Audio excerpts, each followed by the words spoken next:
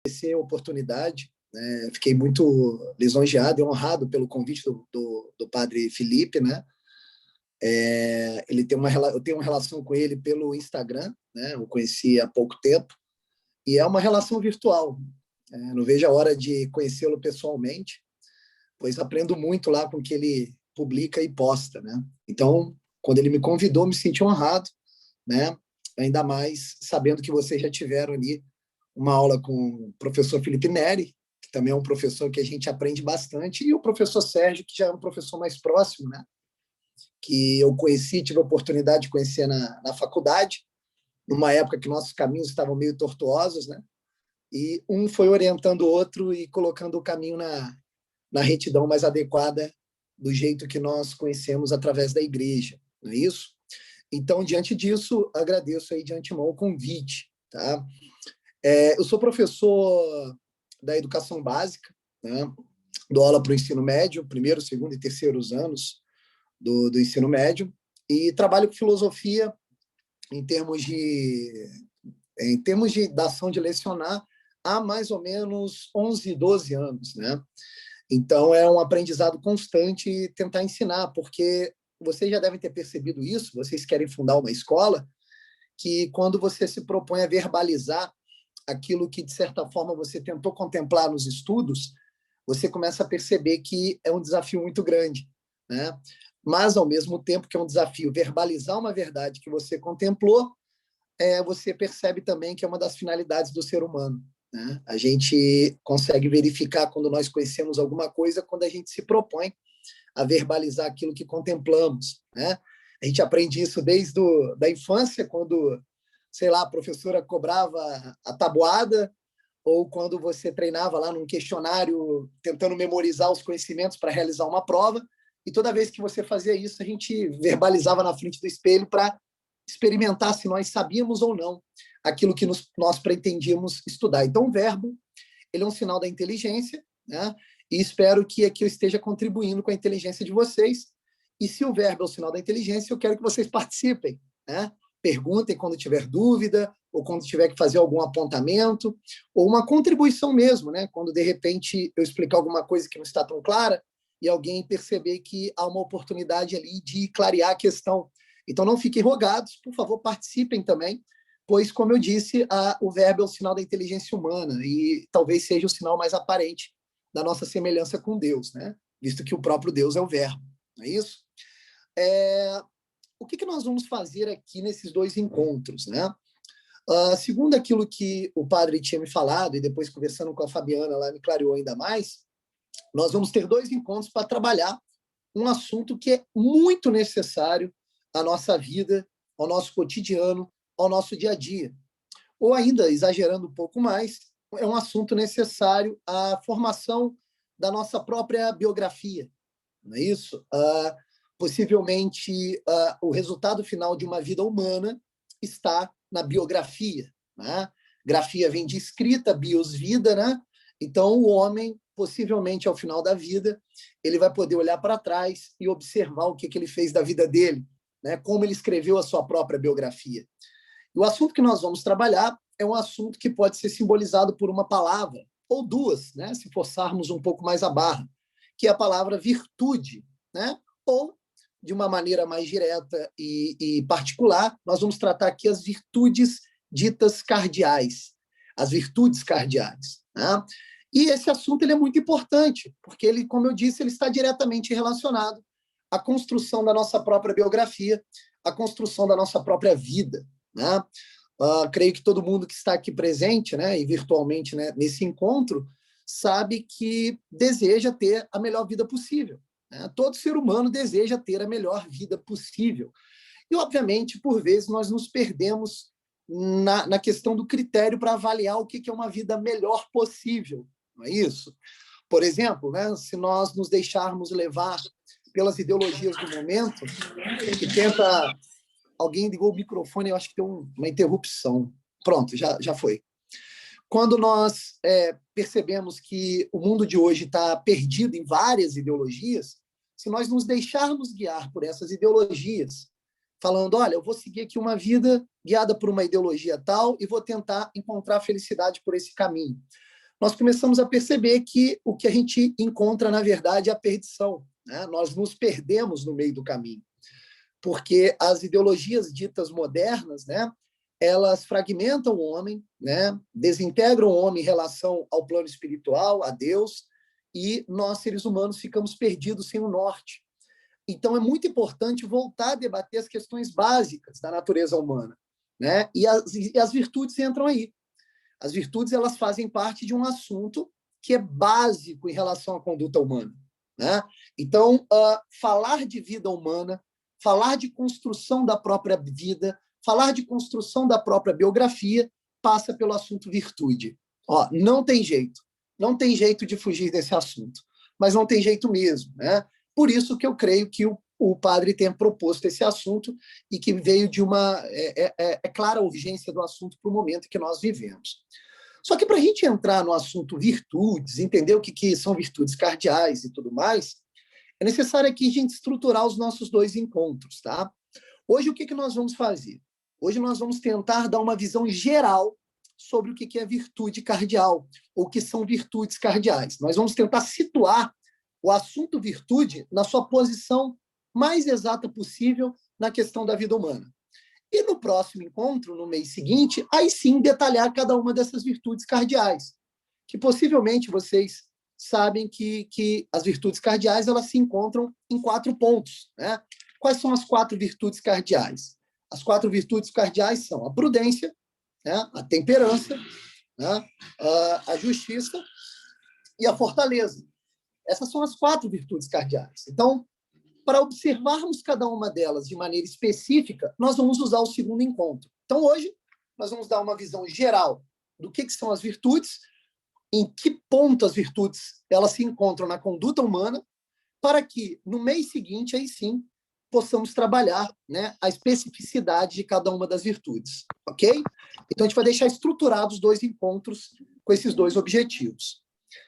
Então, para o encontro de hoje, a primeira coisa que a gente vai ter de fazer é revisar de maneira muito rápida aquilo que o professor Sérgio nos explicou no último encontro, né? Eu conversei com o professor Sérgio, né, para ficar a par daquilo que ele passou para vocês, e é muito importante fazer ali um resumo rápido, né? Dar uma olhadinha rápida ao que o professor Sérgio nos ensinou, para que nós possamos aí sim dar uma continuidade e fazer uma ponte sobre aquilo que ele disse e aquilo que nós vamos tentar falar aqui. Tá joia? O professor Sérgio, basicamente, o que ele fez, segundo ele próprio, nos encontros que ele teve com vocês? O professor Sérgio analisou os movimentos da alma humana. Não é isso? O professor Sérgio ele tentou explicar da melhor forma possível em que posição o homem se encontra no cosmos, né, na realidade, e, a partir dessa posição, como é que o homem age em relação à realidade e o próprio Deus, né? Então, segundo ele, basicamente, ele tratou desse assunto. Então, sobre essa revisão que nós vamos fazer rápida sobre o que ele disse, a primeira coisa que a gente tem que entender é que o homem ele faz parte de uma realidade, né? Qualquer um de vocês, ao olhar ao redor, vai encontrar uma infinidade de coisas e essas coisas também participam da realidade, não é isso? Por exemplo, eu estou aqui no meu apartamento, né? Eu olho para frente, eu vejo uma porta, eu vejo a escuridão do lado de fora, porque a cortina está aberta, eu vejo a televisão, eu vejo a parede, eu vejo uma porta, vejo um monte de coisa ao meu redor. Para qualquer lugar da realidade que você se movimente, você tem um encontro com variadas outras coisas que participam dessa realidade.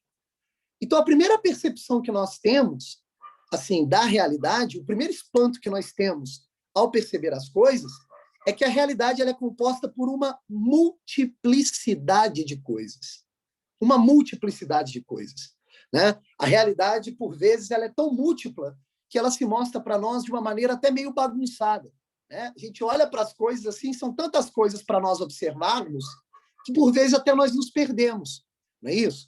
Então, o mundo, isso que nós chamamos de mundo, ou realidade, ou cosmos, né? A gente pode usar qualquer um desses nomes, nós temos um primeiro entendimento disso como uma multiplicidade de coisas. Ora, se a realidade ela é estruturada por uma multiplicidade de coisas, então daí nós podemos tirar uma outra conclusão. Se há uma multiplicidade de coisas, então devemos concluir que as coisas são diferentes entre si, né? Isso também é uma percepção direta que todo mundo aqui tem, não é isso? Se tudo fosse idêntico, não seria uma multiplicidade de coisas, seria uma coisa só enxergaríamos uma coisa. No entanto, as coisas são diferentes, justamente por serem múltiplas, né? Ora, sendo as coisas diferentes e pertencentes a uma mesma realidade, essas coisas também se relacionam. Isso também é perceptível por todo mundo, não é isso? Igual quando eu olho aqui a multiplicidade do meu apartamento, né? Eu tenho aqui a caneca, a mesa, o computador, o celular, a televisão. Olha, se todas essas coisas estão no meu campo de experiência, cara, eu estou me relacionando com essas coisas. E essas coisas, por elas, também se relacionam. Então, olha que interessante. Já podemos tirar aqui 3 conclusões diretas que todo mundo pode perceber. A realidade é múltipla, porque é composta por várias coisas. Essas variadas coisas são diferentes. E essas variadas coisas, elas têm uma conexão entre si. Não é isso? E aí, olha que interessante. Tudo que existe na realidade tem sempre uma conexão ordenada. Aqui a gente dá um salto um pouco maior. Olha que interessante. Tudo que existe na realidade se relaciona e se relaciona, na maior parte das vezes, de forma ordenada. Ordenada. Olha que interessante. Há uma ordem regendo as coisas na realidade. Né? Por exemplo, né? Vou dar um exemplo bobo, tá? A gente pega uma coisa artificial, como essa caneca. Olha, essa caneca obedece uma ordem própria. Ela retém líquido, né? Eu posso exigir da caneca que ela retenha líquido, mas olha, eu não posso exigir da caneca que ela efetue um cálculo matemático. Isso ela não pode fazer porque o resolver um cálculo matemático já não pertence à ordem interna dessa caneca. Então você veja as coisas. Todas as coisas que existem no mundo, elas se relacionam de forma ordenada e cada uma das coisas guarda uma ordem própria, né? Quando nós vamos para a natureza, olha, isso fica mais evidente ainda, não é isso? Quando a gente planta, sei lá, uma semente de um determinado fruto, vai crescer ali uma árvore que vai dar aquele fruto específico. Há ali uma ordem particular para aquilo ali, não é isso? Se o mundo fosse caótico e não fosse ordenado, toda vez que eu plantasse uma semente, nasceria uma coisa diferente. Num dia nasceria uma nuvem, no outro dia nasceria um sol, no outro dia nasceria um ser humano. Mas perceba, não é assim. As coisas, elas existem, se relacionam, obedecendo uma determinada ordem. Creio que o professor Sérgio explicou isso muito bem para vocês. Então, vamos dar aqui mais um passo. Se tudo que existe na realidade é múltiplo, diferente entre si, e se relacionam através de uma ordem, então nós devemos chegar a uma outra conclusão. Se tudo obedece uma ordem, então tudo está estruturado dentro de uma hierarquia. Olha só, se tudo obedece uma ordem, então tudo deve estar estruturado dentro de uma hierarquia. E em filosofia nós damos um nome para essa hierarquia. Nós chamamos essa hierarquia de hierarquia ontológica. Hierarquia ontológica. O nosso objetivo aqui não é entender palavras difíceis, percebam, mas essa palavra ela é vital para nós compreendermos, né, o nosso encontro, aquilo que a gente vai explanar aqui. Por que é usado esse termo hierarquia ontológica? Por um motivo muito simples. Esse termo lógica vem de logia, que significa estudo ou estrutura, enquanto que o termo ontos significa ser. Então, olha que interessante.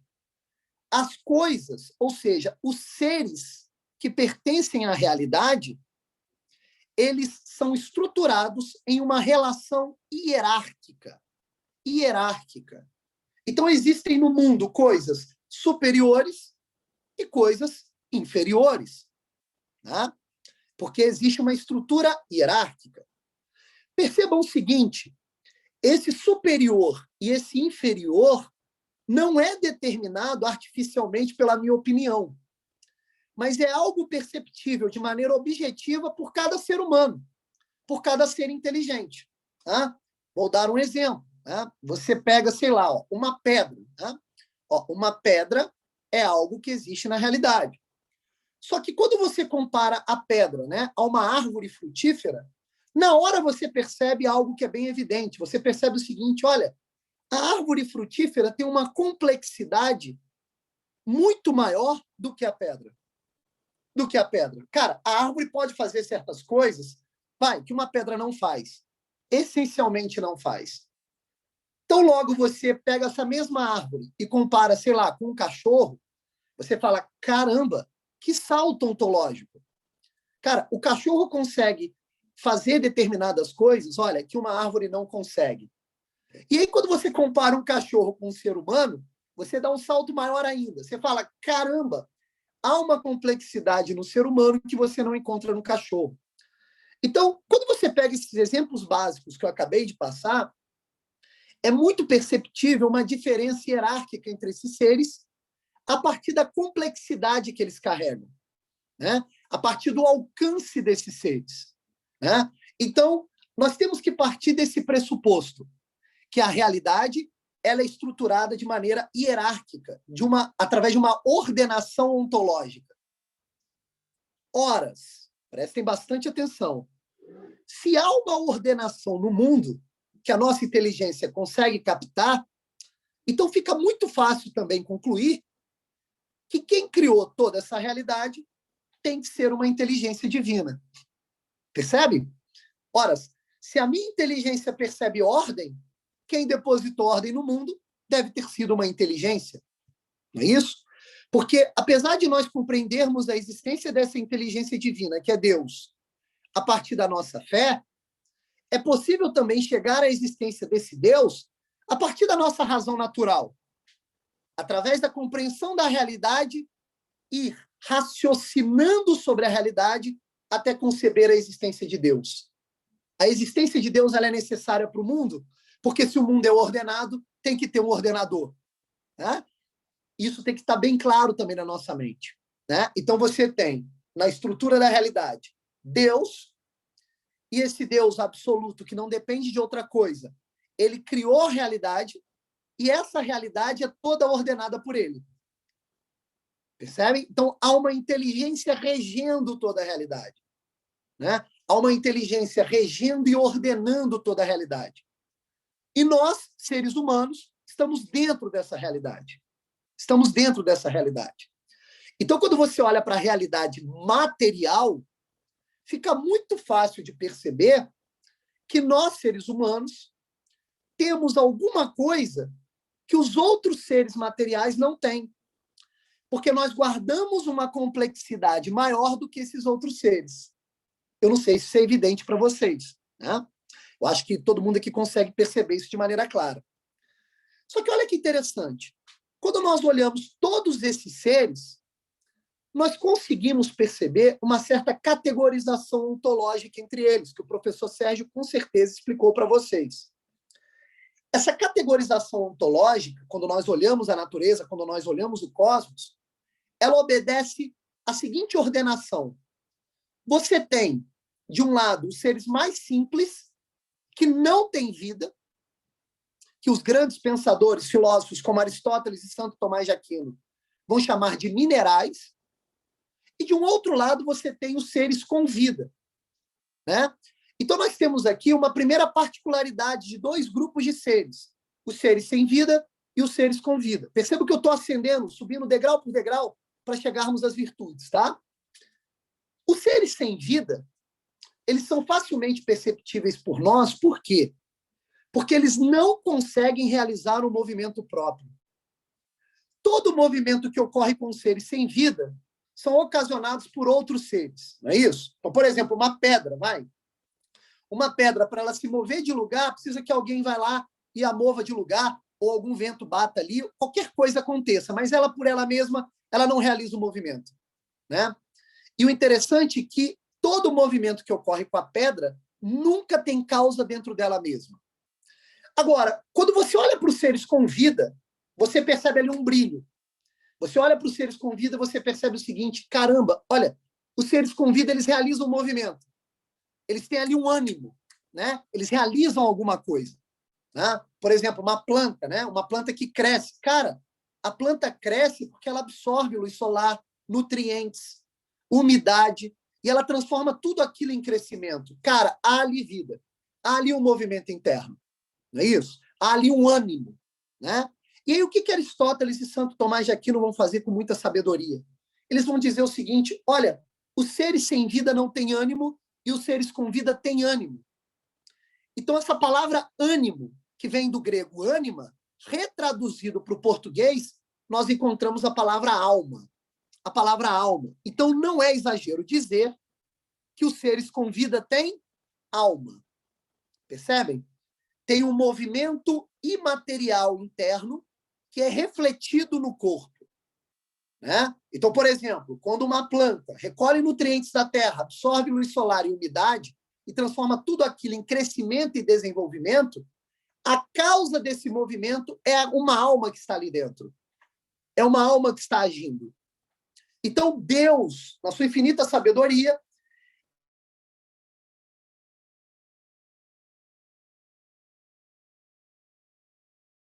percebe?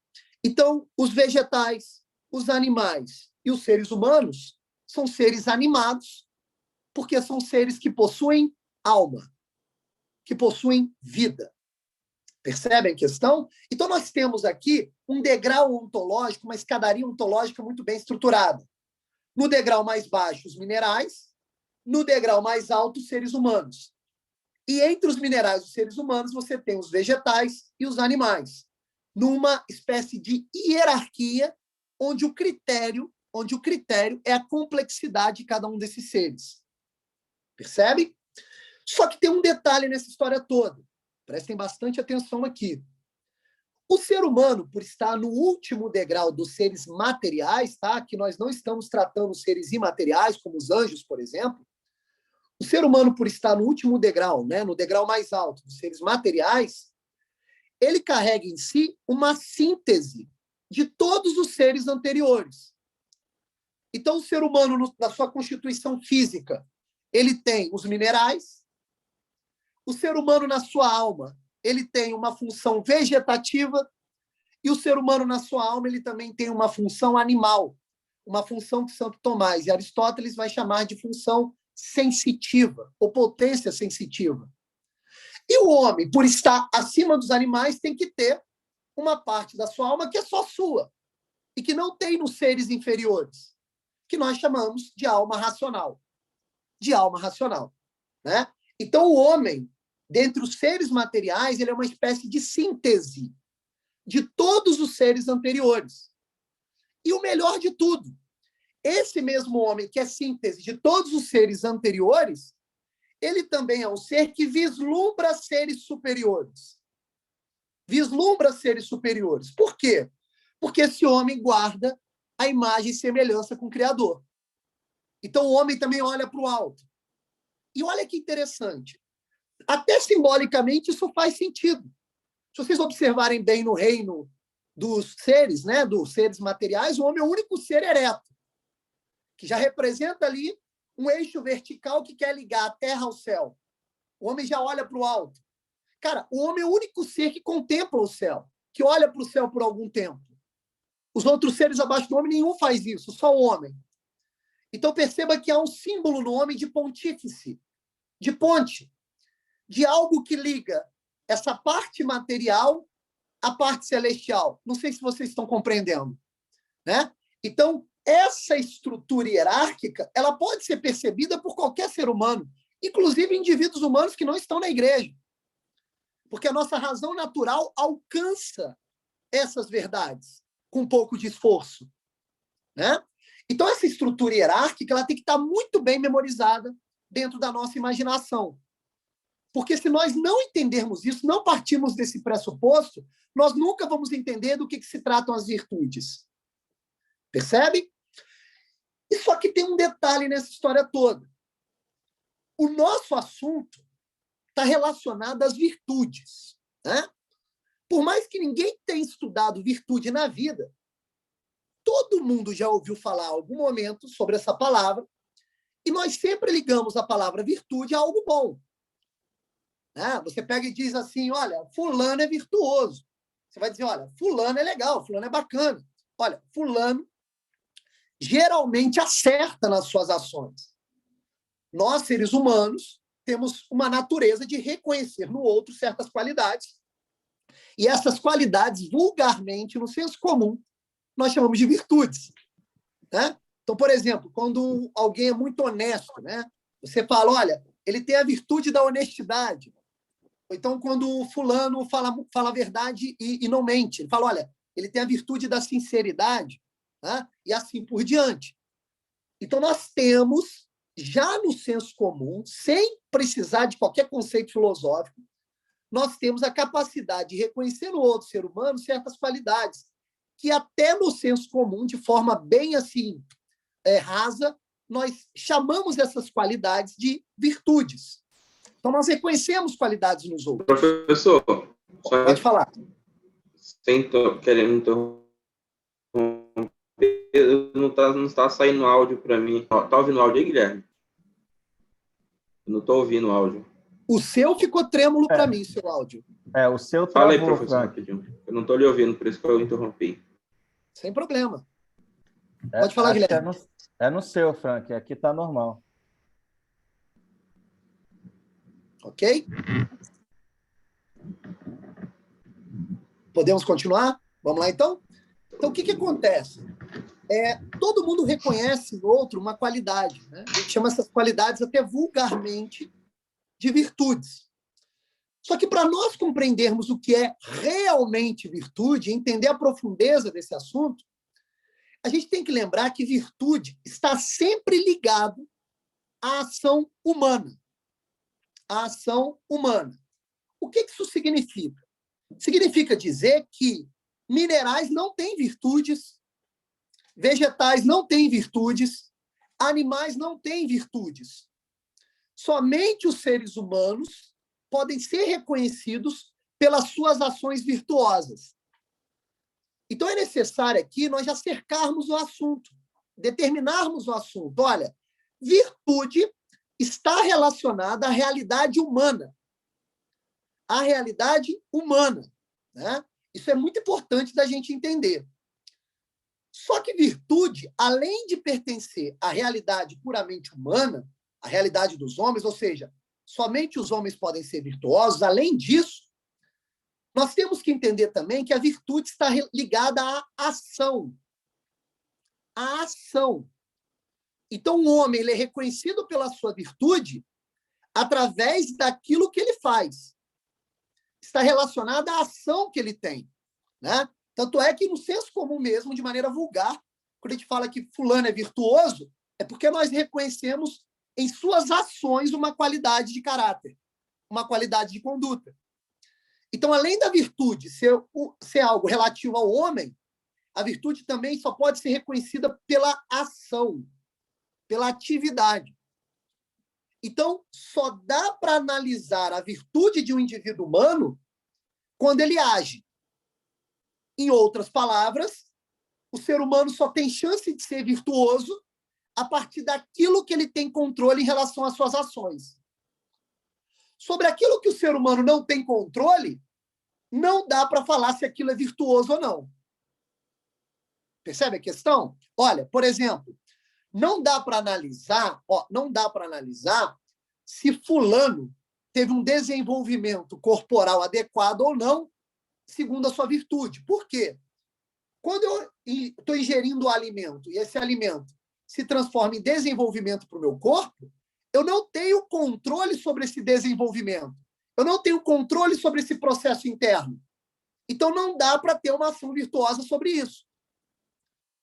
O que eu quero dizer com isso tudo? Eu quero dizer com isso tudo o seguinte: a nossa parte mineral, que constitui o nosso corpo, que é a nossa parte mais baixa, nós não temos controle sobre isso.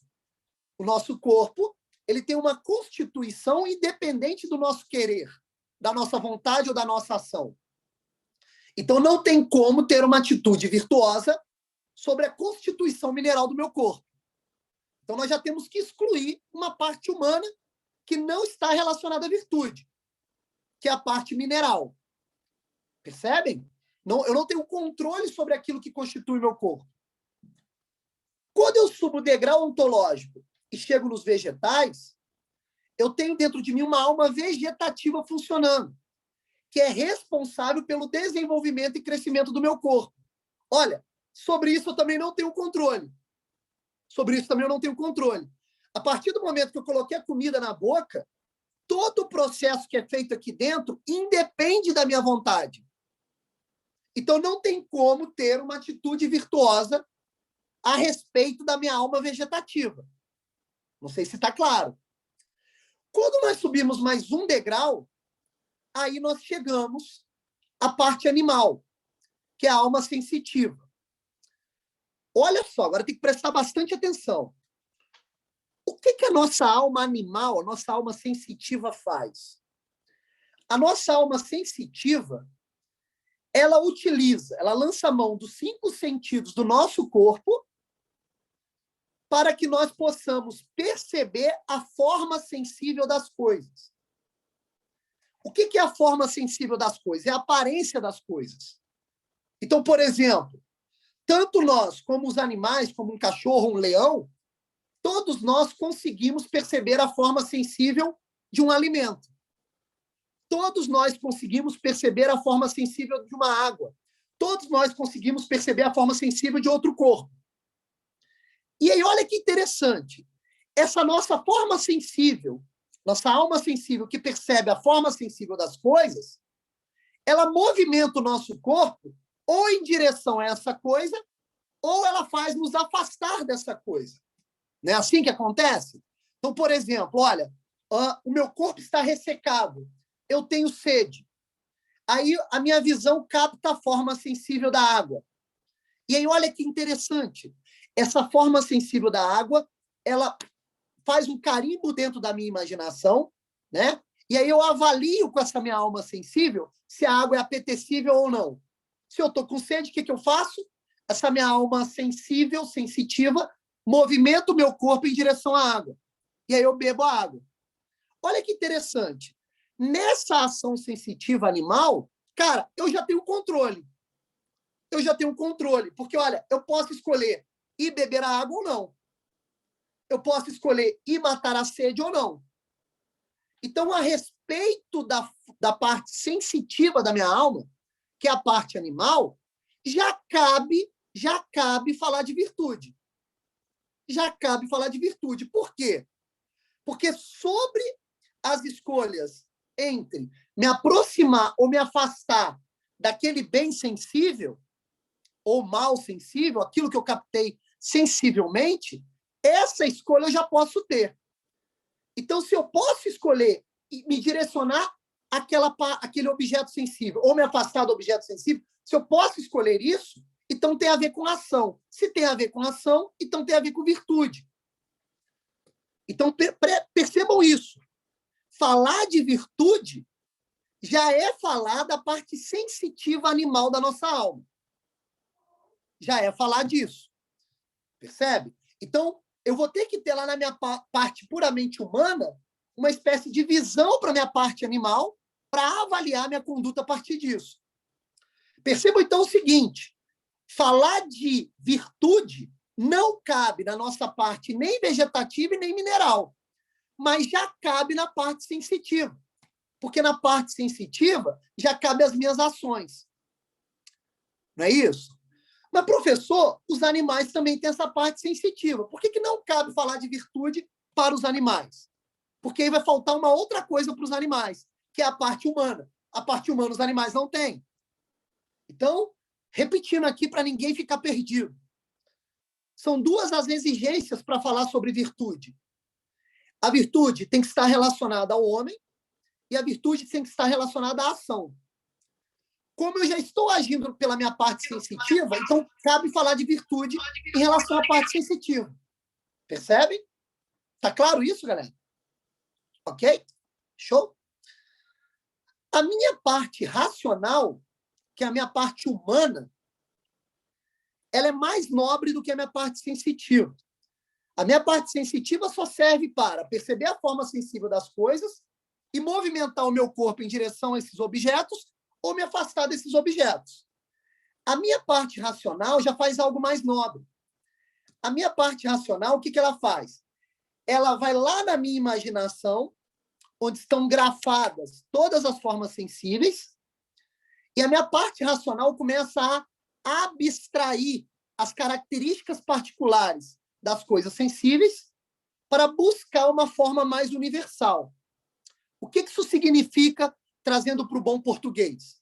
Significa dizer o seguinte, olha só, quando eu vejo essa caneca, né, e capto a forma sensível dessa caneca, eu capto mais ou menos o formato, a cor, né, o peso, quando eu uso o tato.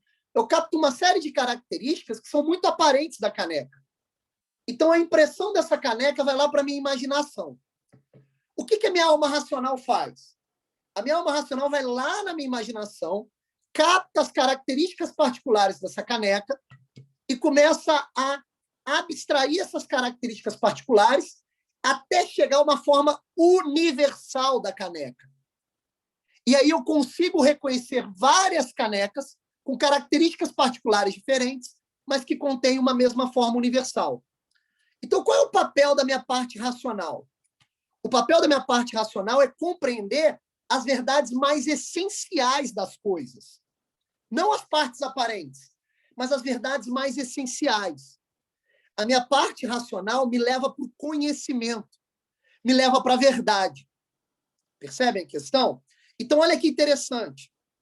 Se cada ser da realidade material existe para cumprir uma finalidade, atingir sua perfeição, o homem, por estar nessa escala, também busca a sua perfeição. E a sua perfeição está nessa parte racional. Então, o que faz o homem ser o melhor ser humano possível? O que faz um ser humano ser o melhor ser humano possível é captar a maior parte de formas universais do mundo, ou seja, conhecer o máximo de verdades essenciais que existem no mundo. Isso faz o homem cumprir com a sua finalidade humana. Percebe? Isso que Aristóteles e Santo Tomás vão chamar de felicidade. O homem é feliz quando ele atinge essas verdades mais essenciais, quando ele consegue cumprir com a finalidade da sua parte racional. Né? Só que aqui tem um detalhe, que é aqui que eu acho que começa, de fato, o assunto virtude. Para eu poder compreender essas formas mais essenciais e gerais e conseguir os conhecimentos verdadeiros, antes de eu fazer isso, eu tenho que preparar a minha alma racional. Eu tenho que estar com o meu intelecto em dia, ao ponto dele conseguir agir no imaginário e captar essas formas universais. Essa preparação que está relacionada às virtudes. Então, o que são virtudes? O que são virtudes? Virtudes são hábitos que nós temos que nutrir na nossa conduta, que nos auxiliam a limpar a nossa inteligência, para que a nossa inteligência consiga cumprir com a sua finalidade de fato, que é compreender as verdades superiores. Se eu não fizer esse trabalho de limpeza com as virtudes, com esses hábitos bons, a minha inteligência não consegue acessar esse conhecimento superior. Percebem a questão? Então, a maior parte dos seres humanos não consegue cumprir com a sua finalidade. Por quê? Porque nem subiu o primeiro degrau, nem deu o primeiro passo, nem fez a limpeza necessária para que a inteligência possa enxergar a verdade. Porque não conseguiu nem mesmo nutrir as virtudes dentro de si, os bons hábitos. Então, virtudes, no primeiro momento, o que significam? São bons hábitos necessários para a limpeza da nossa inteligência, para que, sim, nossa inteligência consiga perceber verdades maiores e nós cumprirmos com a nossa finalidade humana. Percebem a questão? É aqui que a coisa entra. Então, virtudes, elas são pré-requisitos para que os homens possam ser felizes, para que os homens consigam cumprir com a sua finalidade, que é ser feliz, que é atingir essas verdades maiores. Sem as virtudes, vai ficar muito difícil acontecer isso daí. Vai ser muito complicado. Então, as virtudes, elas fazem ali um meio de campo entre uma vida puramente material, travada nas formas sensíveis, para uma vida que capta verdades maiores. O meio de campo que é feito aí é feito pelas virtudes. São as virtudes que vão fazer esse meio de campo. São as virtudes que vão fazer essa passagem. Entende? Então, as virtudes elas estão localizadas nesse ponto. Elas dizem respeito a ações que nós temos controle para potencializarmos dentro de nós a nossa parte mais humana. Sem a prática das virtudes, nós não conseguimos ter uma vida humana. Somos seres humanos? Somos, beleza. Mas olha, falta muita coisa para ter uma vida humana. Esse muita coisa é a prática das virtudes. É a prática das virtudes. Em outras palavras, o que eu estou querendo dizer é o seguinte, olha, sem a prática das virtudes, teremos uma vida, no máximo, animal. No máximo, animal. Presa nas formas sensíveis das coisas. Para começarmos a captar as verdades maiores, olha, a gente vai ter que agir através das virtudes. Cultivar de dentro de nós as virtudes. Senão, não vai rolar. Senão, nós não vamos ter uma vida humana. Percebe a questão? A pergunta primeira que surge ao explicar isso é o seguinte, por quê? Por que tem que ser assim, cara?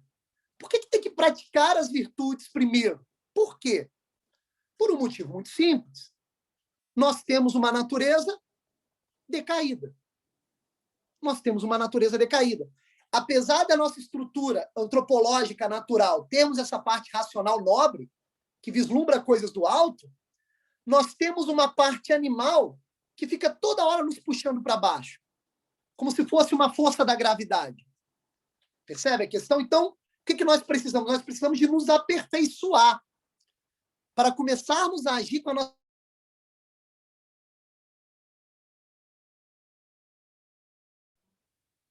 É a prática das virtudes. Então, aqui nós estruturamos... Oi? O senhor pode repetir, professor, porque tinha travado. Tinha travado aí, Guilherme? A última frase... Sem problema. Sem problema. Vamos lá. O que acontece? Como a nossa natureza é decaída, nós temos uma parte baixa, animal, que nos puxa para baixo, e uma parte humana que nos puxa para o alto.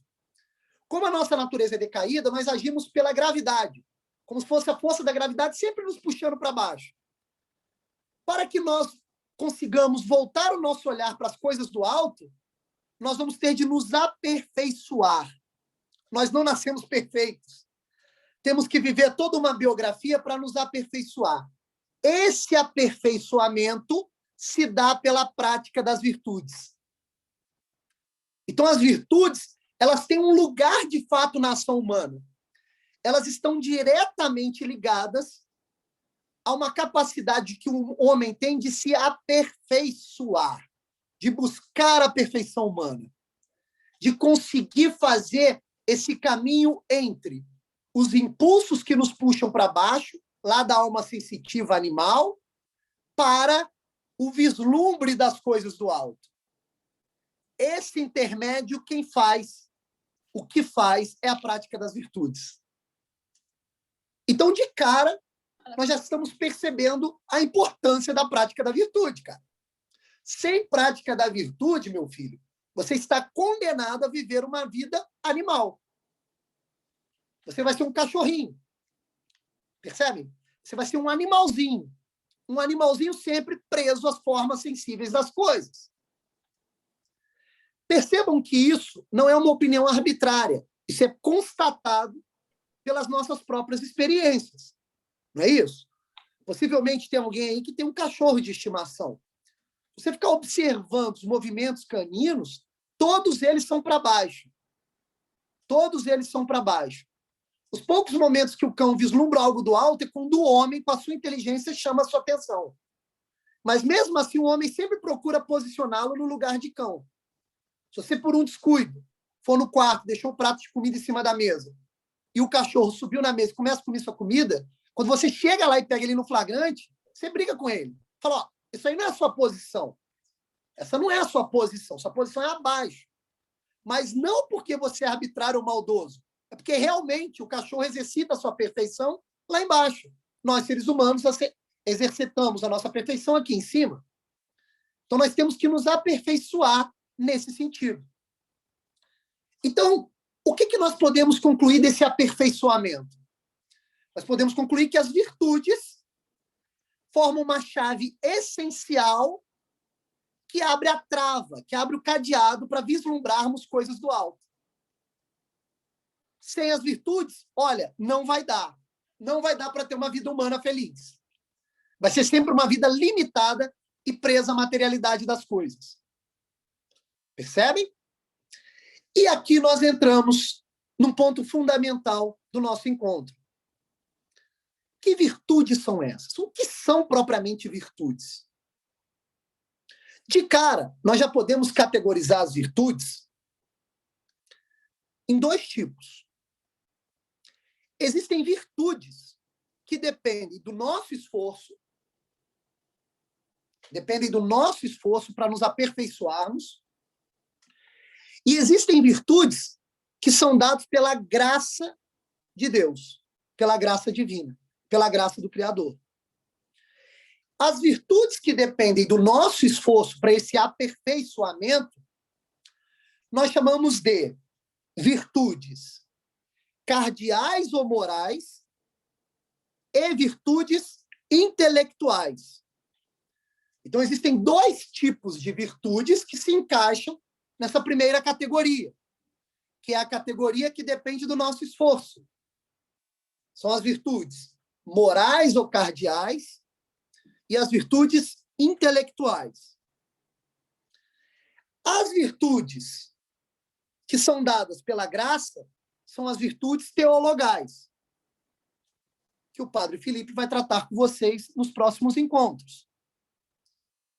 Então, existem aí as posições das virtudes também dentro de uma hierarquia.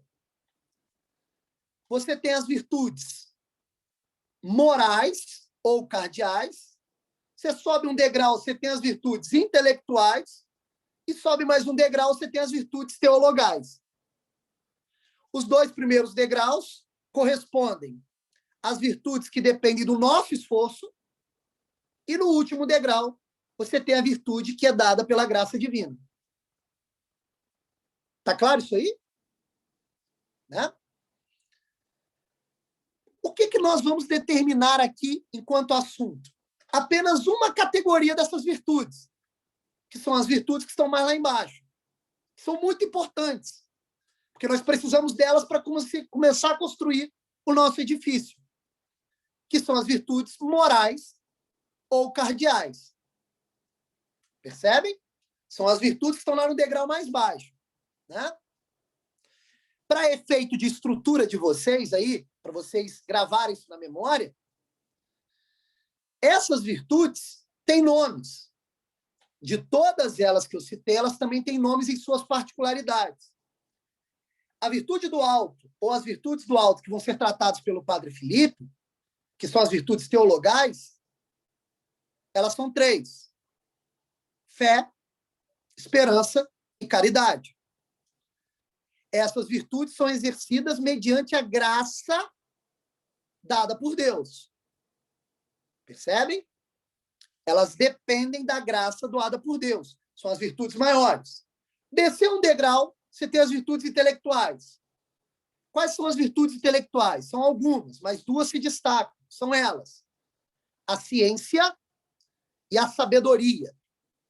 A ciência e a sabedoria. E no primeiro degrau, lá embaixo, nós temos as virtudes morais ou cardeais, que são 4. A fortaleza, a temperança, a prudência e a justiça. Repetindo, as virtudes morais ou cardeais: fortaleza, prudência, temperança e justiça. Percebam que essas 4, junto com a ciência e a sabedoria, dependem do nosso esforço. Só que nós vamos tratar apenas do primeiro degrau, que são as virtudes morais ou cardeais. Ok? As virtudes intelectuais, que nós não vamos tratar, elas dependem do esforço humano em aprender através de uma doutrina, ou seja, através de um ensinamento de um ser humano que já domina essas virtudes. Então, para eu ter ciência e sabedoria, eu preciso de conhecer a doutrina. Então, qual é o meu esforço? O meu esforço é o esforço de aluno, aquele que não tem ainda a luz. Eu vou aprender com o mestre, alguém que já domina essas virtudes. Então, através de uma doutrina, ele vai me educar. Virtudes intelectuais, certo? As virtudes morais ou cardeais, elas não dependem de uma doutrina. As virtudes morais ou cardeais, que é o nosso assunto de fato, elas dependem da prática humana no dia a dia. Elas dependem da prática humana no dia a dia. Percebem? E o mais interessante nem é isso. O interessante é que, para você adquirir as virtudes morais ou cardeais, você tem que praticar certas ações através de um certo hábito, através da repetição, para que essas virtudes possam ser nutridas e aparecerem na sua conduta. Então, as virtudes morais ou cardeais, que é o nosso trato aqui, dependem da prática, não de uma doutrina ensinada, mas da prática. Da prática. Isso é tão sério que o Aristóteles e o próprio Santo Tomás depois repete isso. Eles dizem o seguinte: as virtudes morais ou cardeais elas não podem ser ensinadas para adolescentes, para jovens, porque os jovens ainda não têm experiência de vida para entender o que está sendo falado. Então, olha que coisa curiosa. Como as virtudes morais ou cardeais estão relacionadas à ação, à atividade, à força do hábito, nós dependemos de uma certa experiência da ação para compreender do que elas tratam.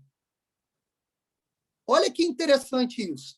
Então, por exemplo, quando um pai vai educar uma criança, um filho, ele tenta ensinar ali as virtudes morais ou cardeais através da palavra, só que, olha, não é isso que tem a maior efetividade no ensinamento.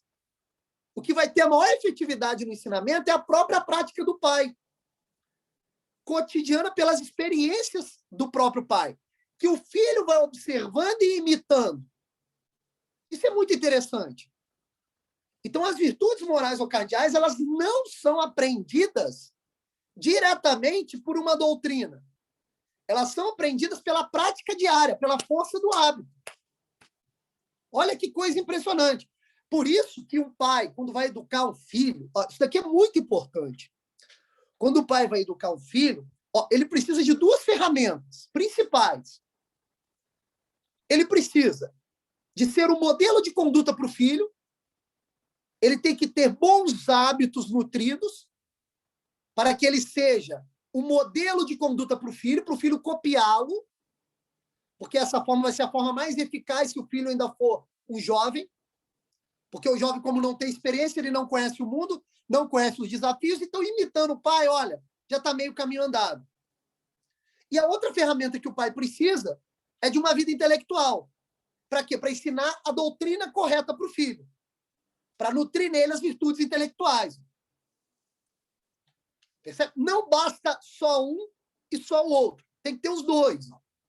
Senão não vai rolar uma boa educação para o filho. Não vai acontecer. Um pai que é só modelo de conduta não vai ter argumento intelectual quando o filho chegar da rua com um monte de ideologia na cabeça. O pai não vai conseguir combater porque o pai não está com o pé dentro da doutrina correta. Então, não vai ter o argumento necessário. Então, não basta que ele seja apenas um bom modelo de conduta prática. Ao contrário, também acontece. O pai tem uma vida intelectual, mas, olha, na vida prática, o pai deixa a desejar. Não tem as virtudes morais básicas. Então, o filho vai, daqui a pouco, chamar o pai de quê? De hipócrita. Percebem a questão? Então, as duas chaves para a educação dos filhos se dá por meio da virtude. De uma formação intelectual que alimenta a virtude intelectual pelo ensino da doutrina e as virtudes morais que são ensinadas para o filho através do modelo de conduta. Percebem isso? São as duas chaves para nós, através do nosso esforço, nos aperfeiçoarmos e termos uma vida mais humana. Uma vida voltada para verdades maiores. Agora, olha que coisa curiosa. As virtudes morais ou cardeais não têm esse nome à toa. Olha que interessante. A palavra cardeal, ela tem um significado etimológico muito interessante. Além de significar um eixo que liga uma coisa a outra, a palavra cardeal também tem um significado etimológico que tem a ver com dobradiça. Sabe essas dobradiças de porta? Né? A dobradiça que possibilita o movimento perfeito da porta. Cardeal também tem esse sentido. E por que tem esse sentido? Por que, então, essas virtudes são chamadas de cardeais? Porque, olha que interessante, elas são as virtudes do degrau de baixo porque elas formam uma espécie de dobradiça entre a nossa alma racional e a nossa alma sensitiva. As virtudes morais ou cardeais, elas têm a finalidade de melhorar ou aperfeiçoar as ações que vêm da nossa alma sensitiva, nossa alma animal. Em outras palavras, o que eu quero dizer é o seguinte: o papel das virtudes morais seria o papel de disciplinar, ordenar os impulsos da nossa alma animal sensitiva. Por isso é uma dobradiça. Por isso é um eixo que liga a alma racional à alma sensitiva. Percebem a questão? A minha alma racional ela consegue, pela força da prática habitual, disciplinar os impulsos da minha alma animal. Isso é muito interessante. Ah, mas espera aí, por que os animais não têm virtudes? Simples, os animais não têm virtudes porque eles não têm essa dobradiça.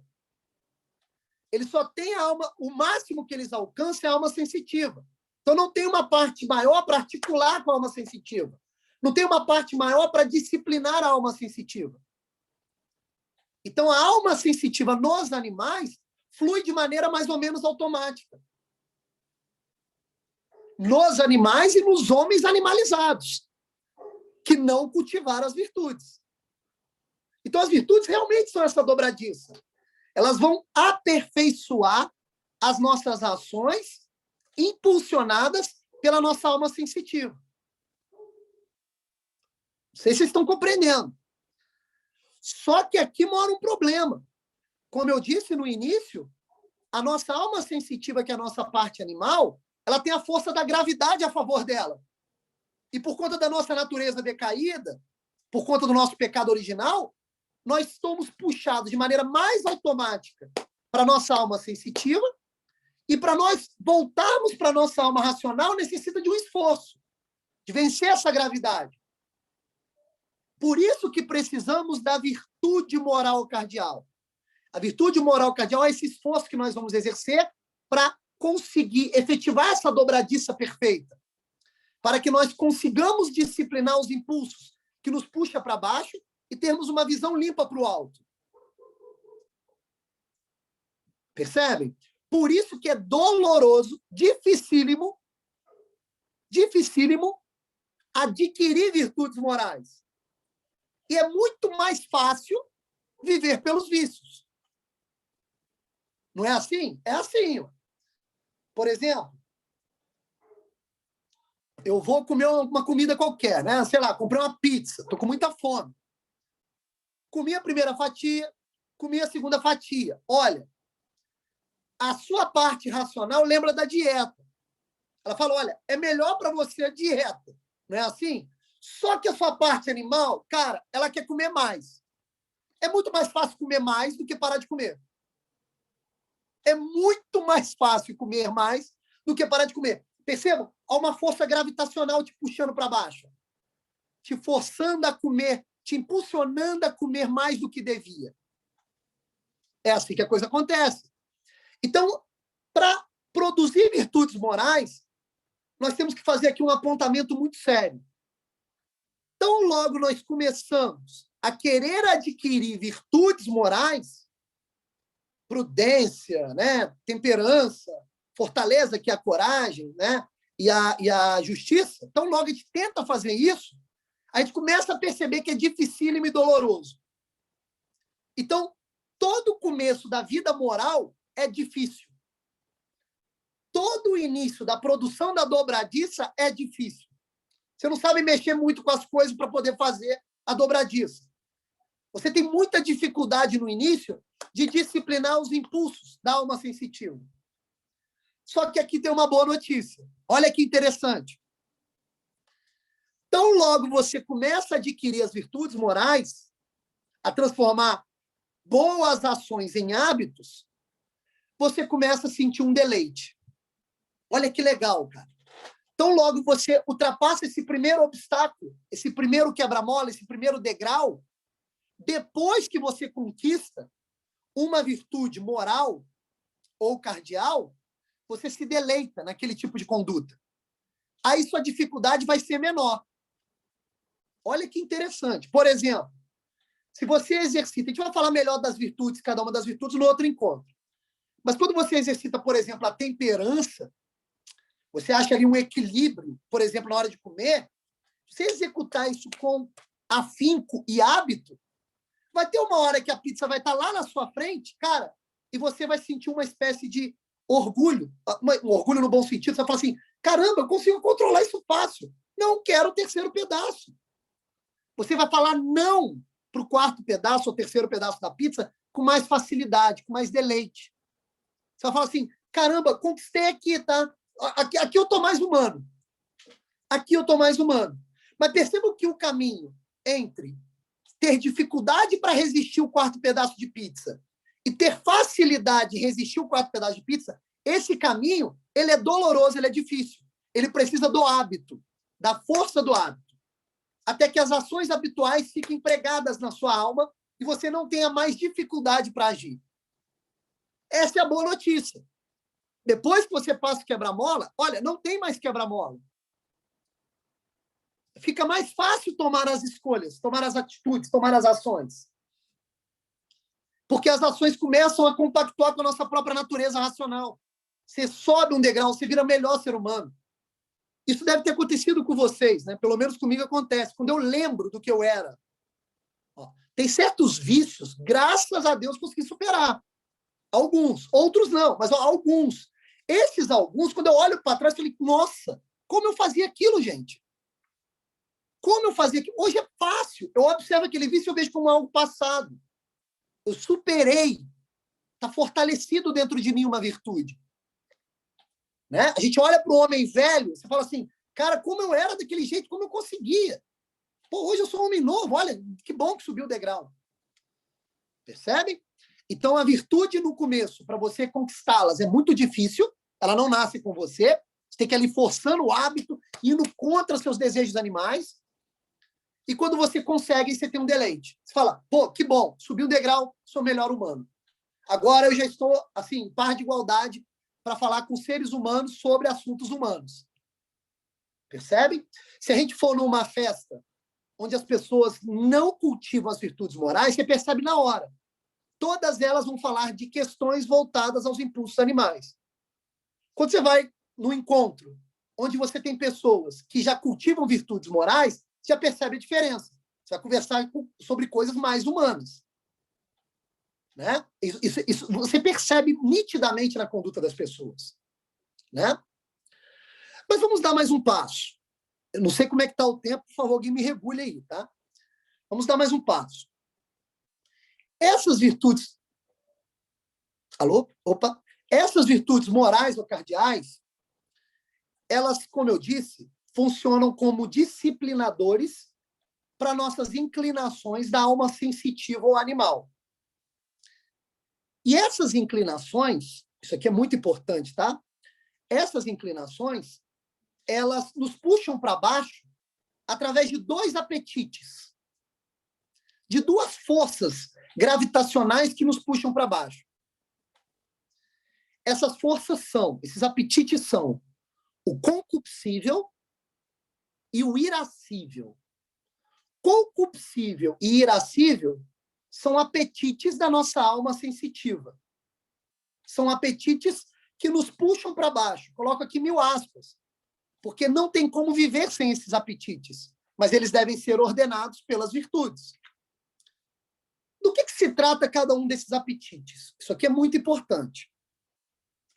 Os apetites chamados de concupiscíveis ou apetite concupiscível, eles são sempre uma inclinação a duas coisas.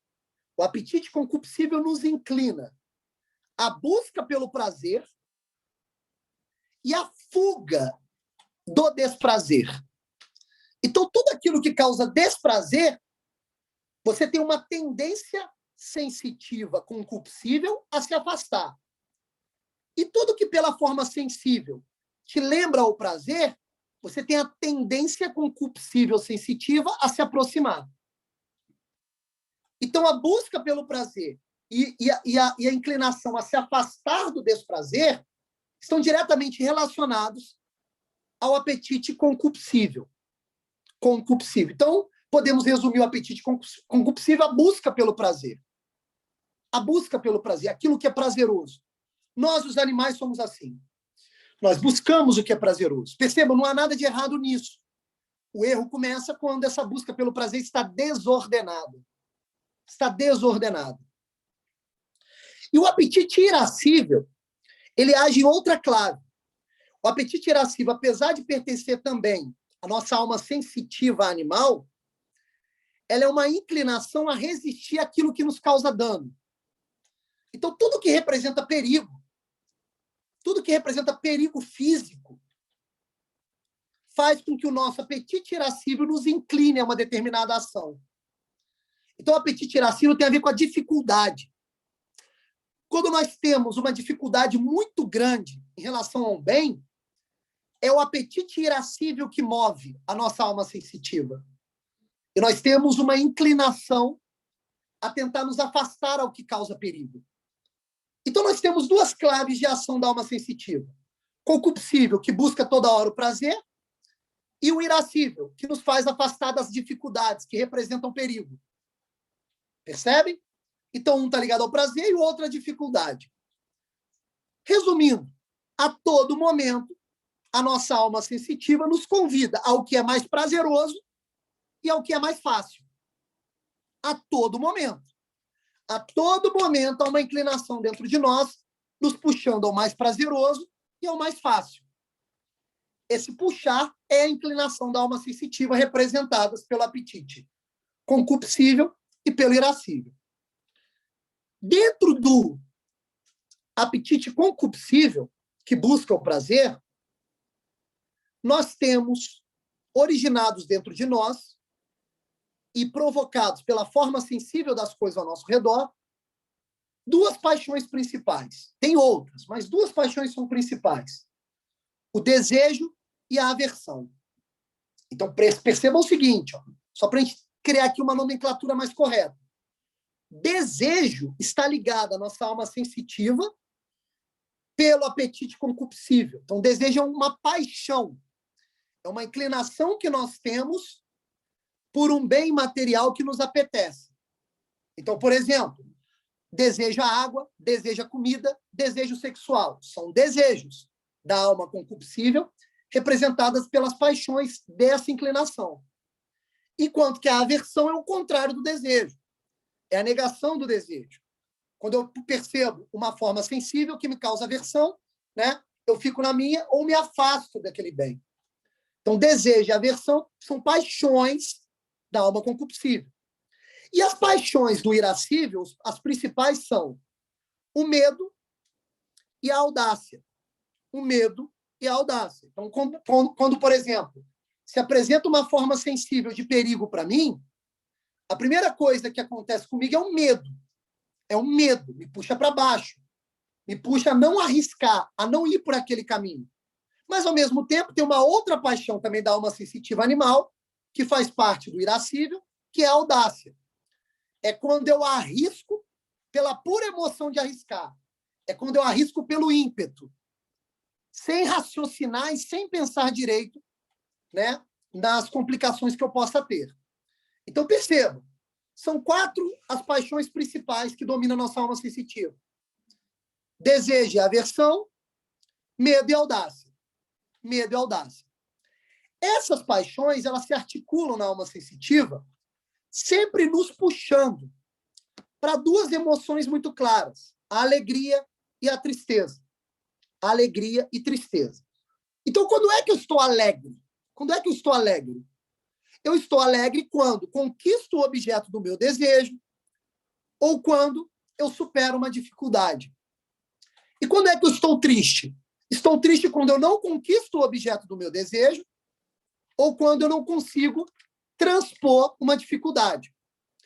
Alegrias e tristezas são sentimentos que pertencem tanto aos homens quanto aos animais, porque fazem parte da nossa alma sensitiva. São inclinações que nós temos, né?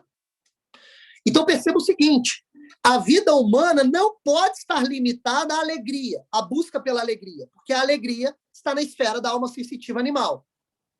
Então, vamos imaginar aqui uma pessoa que tenha os impulsos da alma sensitiva desordenados. Tem um concupiscível e o irascível desordenados. E vamos supor que essa pessoa seja movida, ela viva uma vida inteira apenas para comer. Apenas para comer. Né? Ele acha que o maior prazer da vida dela é comer. Ela vai finalizar a vida dela na comida.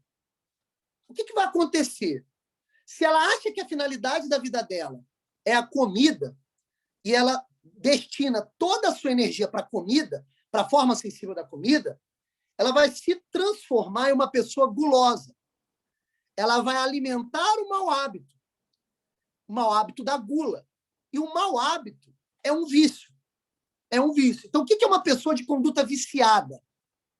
Uma pessoa de conduta viciada é uma pessoa que nutriu dentro de si um mau hábito de sempre obedecer às inclinações, mesmo desordenadas, da alma sensitiva. Então, é uma pessoa que vira escrava das formas sensíveis das coisas, escravas das paixões desordenadas, escravas da alma sensitiva, escravas do concupiscível e do irascível. Essas pessoas são pessoas com uma conduta viciada. Viciada. São os maus hábitos. Percebam que ter uma conduta viciada é muito fácil. Basta que você se deixe levar pelos impulsos da alma sensitiva. Aliás, o Santo Tomás define de uma maneira muito linda o que seriam os vícios. Olha o que ele diz. Os vícios são nutridos quando agimos pelo hábito de manter as inclinações sensitivas de maneira desordenada. Então, são as inclinações sensitivas que nos puxam para baixo quando elas estão desordenadas, que nutrem em nós vícios. Isso é uma conduta viciada. É óbvio que no senso comum, nós temos o costume, né, sempre de relacionar uma pessoa viciada no vício de alguma coisa. Por exemplo, uma pessoa viciada em droga. Faz sentido chamá-la de viciada em uma droga, porque ela quer obter ali o máximo de prazer, achando que vai conquistar a sua humanidade com o uso daquela droga. Como ela decaiu para aquele hábito, ela sempre vive uma vida animal e não consegue transcender a vida humana. Então, ela nutriu dentro dela um mau hábito, um vício. Ela ficou presa à forma sensível daquela droga, à alegria momentânea daquela droga. Percebam, os vícios, o máximo que os vícios alcançam são alegrias momentâneas. Assim como os animais também alcançam. Não é isso? Uma pessoa viciada, ela tem uma ação animal, uma vida animal, por quê? Quando você, por exemplo, dá comida ao animal, o animal vai comendo. O animal não pensa duas vezes, ele vai comendo, até o limite do corpo não querer mais. Não existe dentro do animal uma esfera mais racional que possa disciplinar, porque ele não pode nutrir virtudes. Ele é preso àquilo. Então, o homem com vida animal é um homem sem liberdade, que não é senhor da sua vontade, mas é escravo dos seus desejos. É importante fazermos essa distinção. O desejo sempre está na esfera animal, sempre está na esfera da alma sensitiva, porque o desejo é uma inclinação à forma sensível de algo. O desejo sempre visa a alegria somente, nunca a felicidade. E a alegria, como está atrelada aos bens materiais, e os bens materiais têm prazo de validade, as alegrias também vão ter prazo de validade. O que um homem que não nutre virtudes morais não percebe é que ele não vai encontrar a felicidade humana nas alegrias do espectro animal. Então, quanto mais ele procura a felicidade nas alegrias momentâneas, mais o vazio existencial aparece dentro dele. Menos ele está completo como homem, como ser humano. Então, a vida viciosa, a vida viciada, é a vida nutrida por maus hábitos. É a vida animal. É a vida perdida. É a vida de um vazio de vida humana. Percebem? Aliás, não é à toa que no senso comum, quando as pessoas vão xingar umas às outras, às vezes elas usam um símbolo de animais. Né? Ó, seu burro, né? Seu idiota, sei lá, sua galinha. Ó, todos esses nomes feios, deploráveis, que são usados para xingar alguém, eles são usados justamente porque elas guardam um símbolo que diminui, faz o ser humano degrau da sua descer da sua dignidade humana e ir para o degrau animal. Né? Ir para o degrau animal. Então, logo você dá milho para a galinha vai comendo até o limite do seu próprio corpo. Não é um regramento. Assim vive um animal, assim vive, desculpa, um homem com conduta viciada. Agora, para ter a vida humana, é outro tipo de hábito que eu tenho que nutrir. É o bom hábito. E aí, o Santo Tomás dá uma definição para a virtude, que é o bom hábito, que é o seguinte: as virtudes morais aparecem quando cultivamos o hábito de ordenar as inclinações sensitivas. Então, a virtude é um hábito bom, ao contrário do vício, que é um hábito ruim. Obviamente, é mais fácil ter uma conduta viciada do que uma conduta virtuosa, pelos motivos que eu já expliquei. Mas percebam, somente com as virtudes, com os bons hábitos, é que eu começo a ter uma vida humana. Começo a ter uma dignidade humana. Sem isso não rola. Sem isso eu não vou ter uma dignidade humana. Então, de fato, o que é uma virtude moral? É aqui que é o ponto. De fato, o que é uma virtude moral? Aqui nós temos que prestar atenção na definição oficial, né, dos grandes filósofos, para a gente perceber a sutileza do seu significado. Olha o que dizem os grandes filósofos, Aristóteles e Santo Tomás. A virtude moral é um hábito eletivo que opera segundo a reta razão, o termo médio. Agora o negócio complicou. A gente vai ter que pegar essas palavras técnicas e ressignificar sobre tudo que nós já falamos. Repetindo, são 4 características de uma virtude moral. É um hábito eletivo que opera segundo a reta razão, o termo médio. Sejamos honestos. Complicou. Analisemos, então, essa definição formal dos grandes filósofos para trazermos dessa definição formal o nosso entendimento mais correto e mais simples. Ou seja, vamos tentar traduzir o que eles disseram. Primeira coisa, olha, a virtude é um hábito. A virtude é um hábito. O que é um hábito? O que é um hábito? O hábito é uma força cultivada pela repetição que determina o ato da vontade.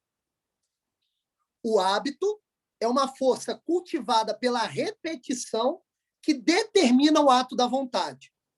Então, tem que prestar muita atenção aqui agora. O que é a vontade? A vontade é o nosso centro decisório.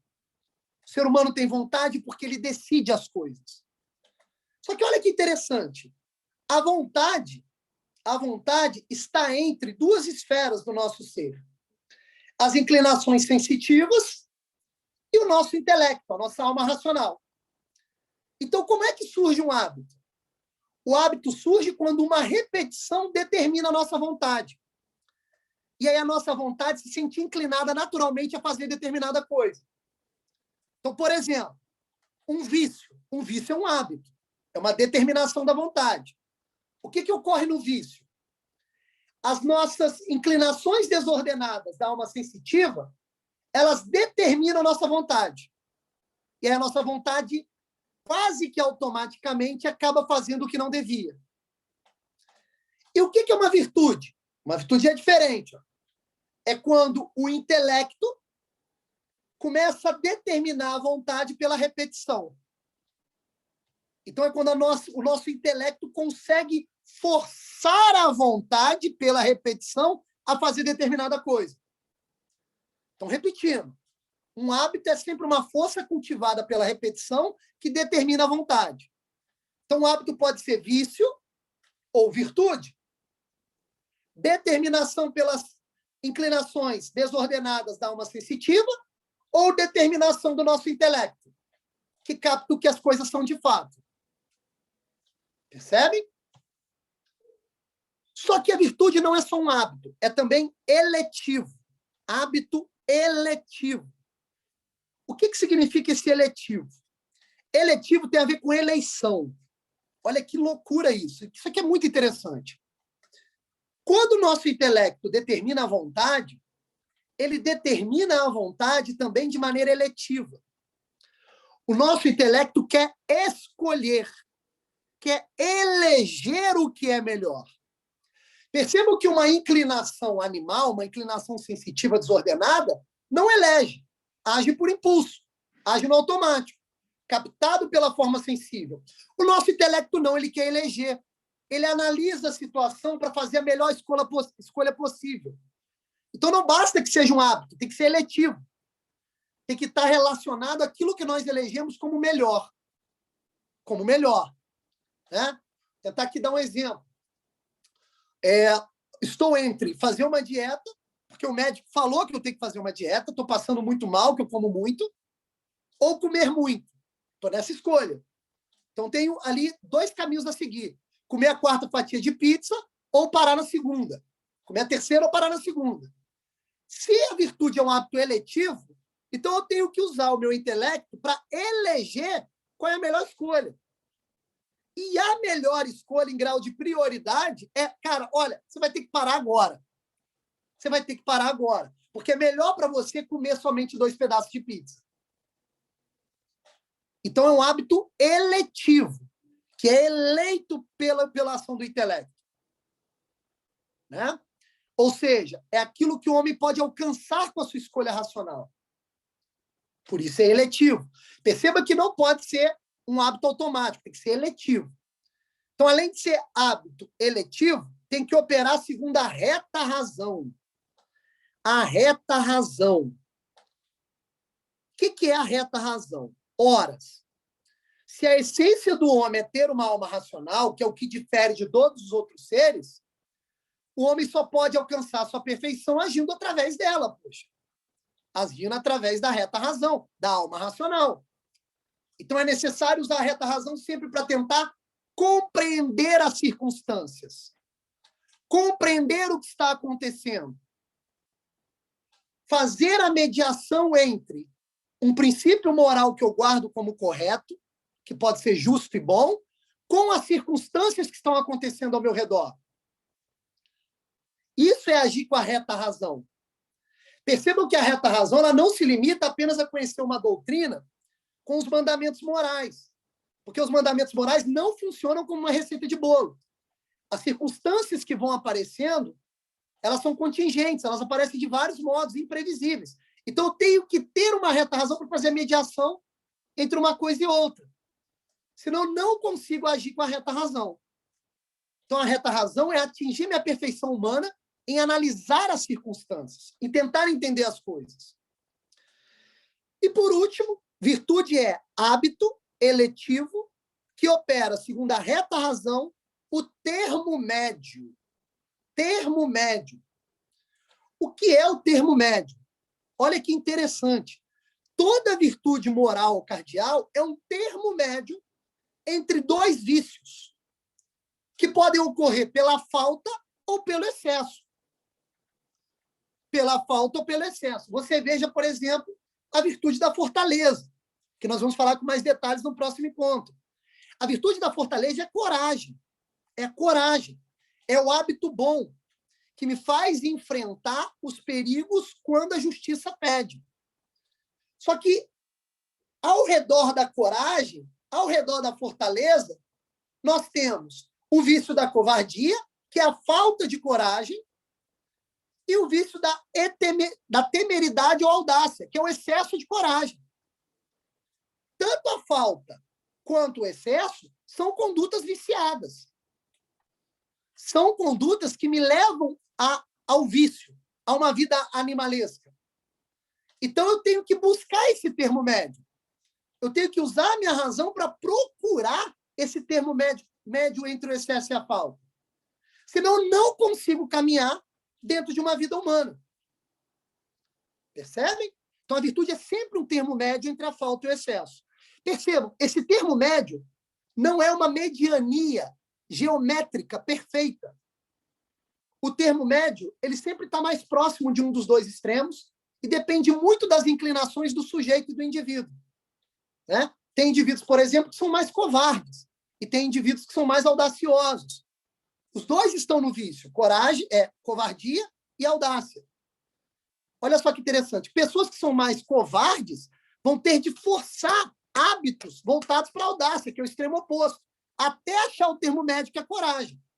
Agora, pessoas mais audaciosas vão ter de frear esses impulsos e terem de forçar uma covardia para alcançar o termo médio, que é a fortaleza, que é a coragem. Então, esse termo médio ele pode estar mais para lá ou mais para cá, mais próximo da falta ou mais próximo do excesso. Percebem a questão? Então, vai depender de cada indivíduo. Percebam que a virtude moral não é uma receita de bolo. Não tem como fazer um cálculo e achar esse ponto médio. Você vai ter que usar a reta razão, analisar a circunstância, entender as suas inclinações para saber como agir. Para saber como agir. Olha, pessoas muito tímidas já têm uma inclinação à covardia. Então, tem que forçar o hábito para a audácia, que é o extremo oposto, até achar o termo médio ali da fortaleza. Percebe? Agora, a nossa razão, que quer agir com retidão, a todo momento ela pode ser corrompida pelas nossas paixões desordenadas. E, geralmente, elas são corrompidas por dois motivos. Quando a nossa razão ela é corrompida, quer dizer que nós perdemos a caminhada da virtude e caímos novamente no vício. E ela pode ser corrompida de dois modos, ou pela veemência ou pela fuga. A veemência é quando a gente quer, de todas as formas, fazer muito mais do que a razão determina. Ou seja, buscar mais prazer. A razão determina o seguinte, olha, para de comer a pizza, você quer comer mais pizza. Isso é veemência. Isso são as paixões desordenadas tentando, de todas as formas, corromper a sua razão. Que já entendeu que você deveria parar no segundo pedaço de pizza. Ou a fuga. A fuga é o contrário. É quando as paixões desordenadas pedem para você fazer menos do que a razão determina. Aí o que você quer? Você quer a facilidade. Você sabe que tem que fazer alguma coisa e não faz. Porque você se deixa ser determinado pela fuga. A fuga é uma ação que corrompe a razão. Te puxa para baixo. Né? É quando, de certa forma, os seus desejos desordenados quer fazer menos do que a razão determina. Não é isso?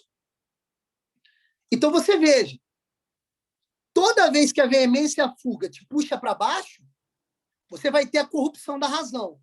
Toda vez que a razão supera a veemência e a fuga, que são tendências, é ela que determina a vontade e você passa a ter um bom hábito. Existe uma imagem muito interessante, se eu não me engano, de Hugo de São Vito, que ele diz o seguinte, a gente tem que imaginar sempre uma circunferência com ponto no meio. O geômetra acerta o ponto no meio, ele tem um método para o ponto no meio. Só que acertar o ponto no meio é muito difícil do que acertar com o seu lápis qualquer outro ponto da circunferência mais próximo à aresta, mais próximo à borda. Os vícios são aqueles pontos que até de olho fechado você escolhe, que estão próximos da borda. O ponto arquimédico central é a virtude. É esse meio termo, que é difícil acertar, que precisa de repetição, que precisa de treino, de hábito, de bom hábito. Percebem? Então, se vocês observarem bem, a gente sempre vai poder adquirir virtudes de 3 modos para caminharmos para o fim. Quais são esses 3 modos? O primeiro modo para a gente adquirir virtudes, a gente vai falar mais especificamente das virtudes no próximo encontro, a primeira maneira é pela própria natureza da virtude. Ou seja, você sabe o que é a conduta virtuosa, a conduta que mostra que aquela ação é virtuosa, e você, então, procura sempre buscá-la por aquilo que você conhece dela. Então, você sempre se afasta dos extremos, procurando essa conduta de termo médio, porque você sabe o que é a virtude. Você observa seus movimentos de exagero ou falta. Então, quando você conhece a própria virtude intelectualmente, você pode começar a adquiri-las também na prática habitual. Esse é o primeiro modo, pelo conhecimento. Então, você conhece o que é uma virtude e procura praticá-la. O segundo modo é pela natureza individual do homem. Ou seja, o homem se conhece individualmente e começa a entender as suas inclinações para baixo. E procura sempre o extremo oposto das suas inclinações para buscar esse termo médio. Então, nesse segundo modo, é o ser humano que olha para si, que olha para a sua própria vida, que faz um exame de consciência para analisar a sua conduta diária. E aí ele procura forçar, né, uma conduta oposta para achar esse termo médio. É como se fosse... Já viu quando naquelas cidades pequenas ainda tem? Quando a árvore cresce torta e vai rompendo ali o concreto do chão, eles geralmente amarram um toco reto nessa árvore para forçar ela a crescer de forma mais ordenada, né? É mais ou menos esse movimento, que é quando, pelas nossas próprias inclinações, nós procuramos fazer o oposto. Ou então, pelo terceiro modo, quando nós conhecemos a natureza de todos os homens. E nós já sabemos que todos os homens têm o potencial de ter inclinações baixas. E aí nós procuramos nutrir todas as virtudes para contemplá-las, né? Para poder curá-las, para poder corrigi-las, né? Pois assim como nós procuramos o meio termo para corrigir os problemas do corpo, né? Quando a gente vai na academia, você não pode fazer exercício de mais nem exercício de menos.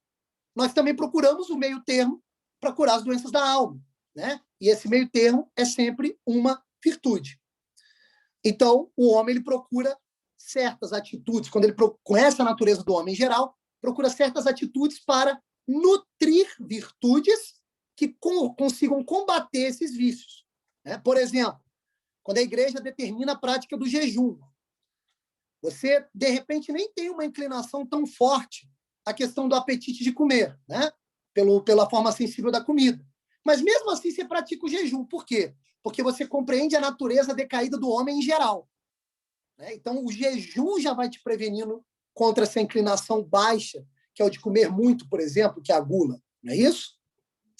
Então, diante disso, nós conseguimos ter um panorama geral do que seriam as virtudes.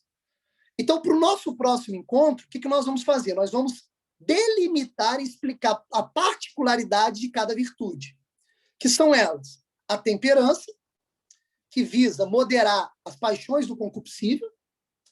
Você tem a fortaleza, que é a firmeza, fortaleza ou coragem, né? Que é a firmeza de ação diante das situações de perigo. Você tem a justiça, que é quando a sua razão capta o que é justo em si e você passa a agir de maneira habitual, procurando a igualdade de possibilidades de ações humanas. E, por último, a prudência, né? Que é a virtude cardial talvez mais importante, que ilumina as outras três, já que a prudência precisa de uma ação mais direta do intelecto para perceber como as circunstâncias acontecem. Então, nós vamos ver no nosso próximo encontro a particularidade de cada uma dessas virtudes cardeais. Dito isso, eu creio que nós conseguimos dar uma visão geral do que seria virtude. Eu peço até desculpa para vocês que, de repente, a explicação ficou muito técnica, muito termo técnico, né? E que cai um pouco na questão da fala ser meio enfadonha, mas tudo isso é muito necessário. Sem essa prerrogativa, sem essas premissas, nós não conseguimos entender, na prática real, cada uma das virtudes cardeais que nós vamos ver no próximo encontro. Então, diante disso, eu acho que nós podemos encerrar a nossa explanação e, de repente, as perguntas, se for o caso. Ok? Obrigado, professor. Eu que agradeço. Vamos deixar, então, aberto esse momento. Eu não vou ficar aqui repassando as perguntas. Acho que seria legal aqueles que tiverem as perguntas para fazer, só libera o microfone E manda pode bronca. mandar. E manda bronca.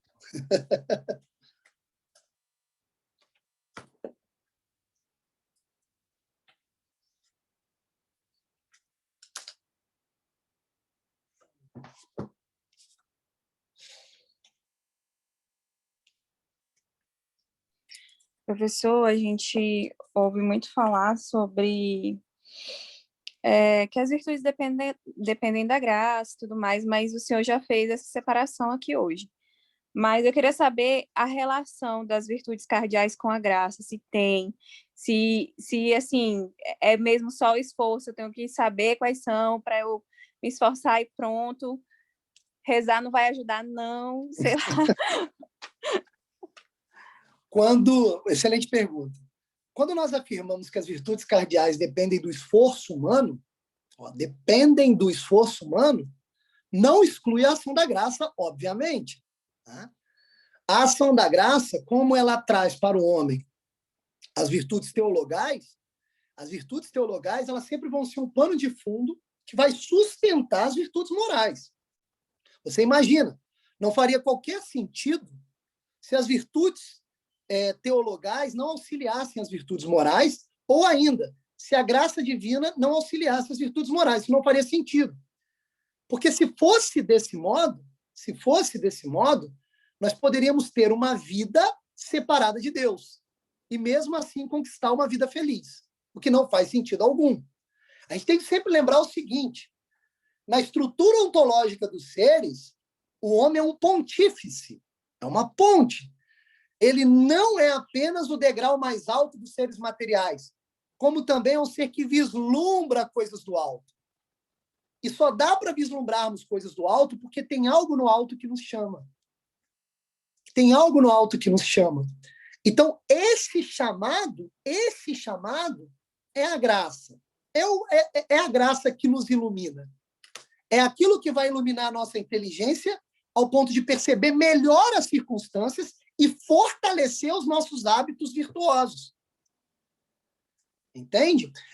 Por exemplo, tudo isso que eu falei sobre virtudes morais ou cardeais, os gregos falavam na antiguidade, eram filósofos pagãos. Você veja. E olha que interessante, olha como é que isso é bonito, né? Se eles são filósofos pagãos, eles não têm, obviamente, a oportunidade de conhecer a graça através, né, das virtudes teologais. Ou ainda, eles não têm a oportunidade de vivenciar os sacramentos da igreja. Só que, mesmo assim, mesmo sendo pensadores pagãos, eu quero que vocês prestem atenção, olha isso daqui. Olha esse texto de Aristóteles, século IV a.C. Olha o que ele diz como um filósofo pagão, para responder a sua pergunta, acho que de maneira até mais completa. O homem feliz, segundo a felicidade especulativa, por operar segundo o intelecto, contemplando a verdade, colocando seu cuidado nos bens do intelecto, parece estar otimamente disposto na medida em que possui excelência naquilo que é ótimo ao homem. E é amadíssimo por Deus. Isso é Aristóteles, filósofo pagão, século IV, falando. De fato, supondo como é da verdade da coisa, que Deus tenha cuidado e providência acerca das coisas humanas, é razoável que se compraza com os homens acerca daquilo que é ótimo neles e que é semelhantíssimo a Deus. Trata-se do intelecto, como é patente de tudo o que já foi dito. Agora você veja o último parágrafo. Consequentemente, é razoável que Deus maximamente beneficie aqueles que amam o intelecto e honram o próprio bem do intelecto, preferindo-o a todos os outros, como o próprio Deus cuida daqueles que operam retamente o bem. Conclui-se, portanto, que o homem sábio seja amadíssimo por Deus. Ora, será felicíssimo o homem que for maximamente amado por Deus, que é fonte de todos os bens. De onde se conclui que também, segundo isto, já que a felicidade do homem é dita pelo fato de ser amado por Deus, que o homem sábio é maximamente feliz. Olha o que Aristóteles fez. Ele relacionou a busca intelectual pela verdade com a condição do homem de ser amado por Deus. Perceba a questão? Olha, então, o que ele está dizendo, o próprio Aristóteles, filósofo pagão do século IV a.C.? Ele está dizendo o seguinte, olha, tem alguma coisa aí que eu não compreendo muito bem que depende da ação de Deus. Porque quando eu vou agindo em direção ao bem, ele vai me amando mais. E esse amar de Deus, que vai somando nas minhas ações, vai fortalecendo as minhas virtudes. Isso é um filósofo pagão falando. Então, respondendo a sua pergunta de maneira bem objetiva, apesar das virtudes morais ou cardeais serem produzidas, ou melhor dizendo, adquiridas com o nosso esforço, elas ficam muito mais fortalecidas através da ação da graça. É óbvio. É óbvio. Né? Você imagina, por exemplo, a virtude da honestidade ou da sinceridade. Ela pode ser fortalecida, por exemplo, pelo sacramento da confissão. Olha que coisa interessante. E no ato do sacramento da confissão, você recebe ali a graça santificante, que fortalece ainda mais essa honestidade, essa sinceridade. Porque essas 4 virtudes que eu cataloguei para vocês, elas formam uma espécie de síntese de todas as outras. O Santo Tomás de Aquino, por exemplo, catalogou mais de 50 virtudes cardeais. Só que essas 4, elas sintetizam todas elas. Então, respondendo a sua pergunta de maneira objetiva e direta, né, a graça fortalece a ação do homem em nutrir bons hábitos. Né? Não sei se ficou explicado.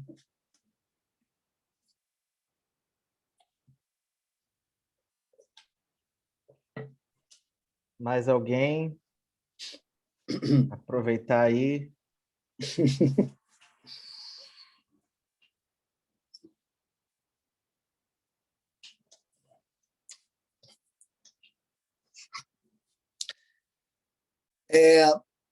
Nós temos sempre aquela imagem, né, de Marta e Maria, que Deus, ao adentrar no mesmo ambiente que elas, e Maria vai logo ouvir Jesus falar, enquanto Marta vai fazer os afazeres na cozinha e reclama com Maria, e Jesus a repreende dizendo, olha, a Maria ficou com a melhor parte, que ela está aqui me ouvindo. Percebam que aquilo ali é uma relação de Deus com a nossa alma, que tem um movimento em termos de agir para produzir algo e, ao mesmo tempo, tem uma passividade para receber a graça.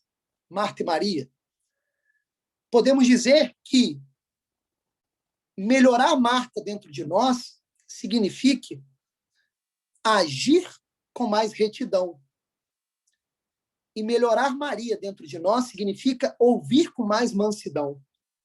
Ou podemos criar 2 símbolos aí, Marta e Maria, relacionando as virtudes morais ou cardeais em relação aos afazeres e as virtudes teologais em relação ao receber passivamente a graça divina. Acho que também dá para exemplificar isso daí, né?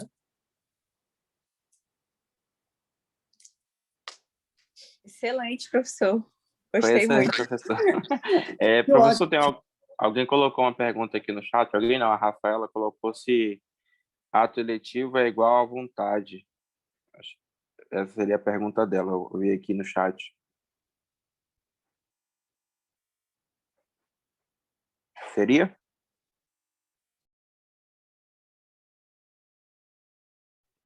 Eu acho que o professor caiu. Ah, foi? Não estou vendo. Ah, tá voltando. Voltou. Tá voltando.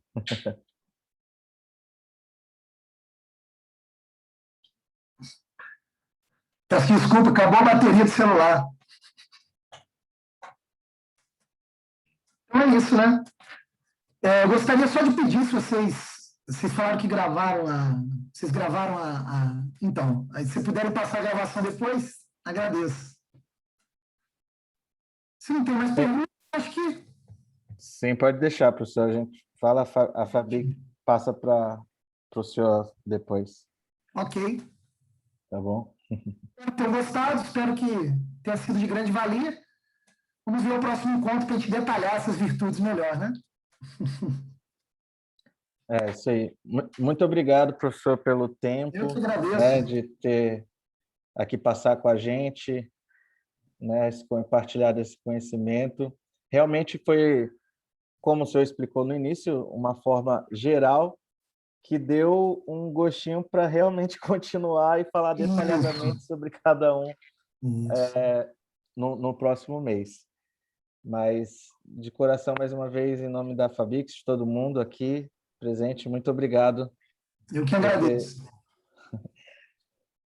Para a gente encerrar, se alguém puder fazer alguma oração, só para a gente encerrar, pode ficar à vontade, libera o microfone e a gente encerra essa nossa reunião, essa nossa aula. Então vamos encerrar, professor. Agradeço também pela partilha, foi muito válida. Gostei muito da aula, foi excelente. Parabéns pela disposição.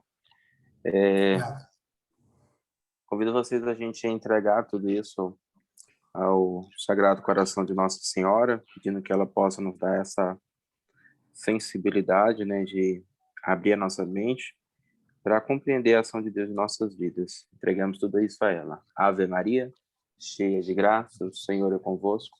Bendita sois vós entre as mulheres, bendito é o fruto do vosso ventre, Jesus. Santa Maria, Mãe de Deus, rogai por nós, pecadores, agora e na hora de nossa morte. Amém. Glórias ao Pai, ao Filho e ao Espírito Santo, como era no princípio, agora e sempre. Amém. Permanecemos na presença de um Deus que é Pai, Filho e Espírito Santo. Muito obrigado, professor, e obrigado a todos. Eu que agradeço. Até mais.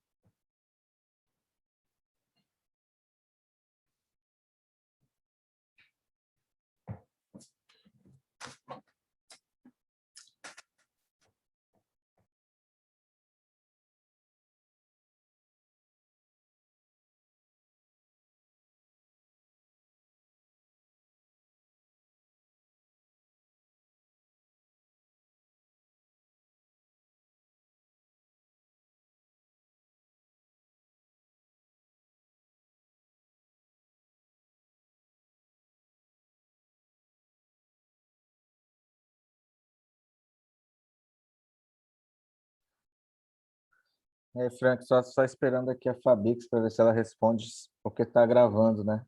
E aí, não sei se tem que apertar alguma coisa, se sair, é só sair que já está salvo. Esperar que ela falar.